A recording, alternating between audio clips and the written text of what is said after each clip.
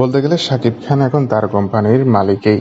বাংলাদেশের সেই হারলিনের এখন বর্তমানে বেশ ভালোই অবস্থা সৃষ্টি করেছে মেগাস্টার শাকিব খান।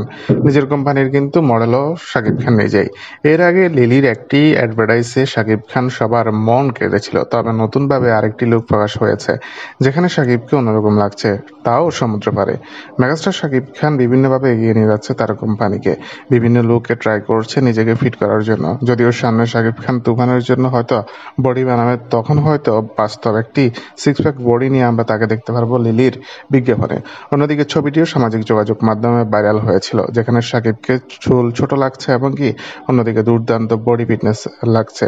সব মিলিয়ে শাকিব খান যেভাবে এগিয়ে যাচ্ছে তার কোম্পানি এবং সিনেমার ক্যারিয়ারে, শাকিব খান মনে হচ্ছে ক্যারিয়ারের অন্যতম একটি ভালো পর্যায়ে রয়েছে, যেটা তিনি মাঝে হারিয়ে ফেলেছিল।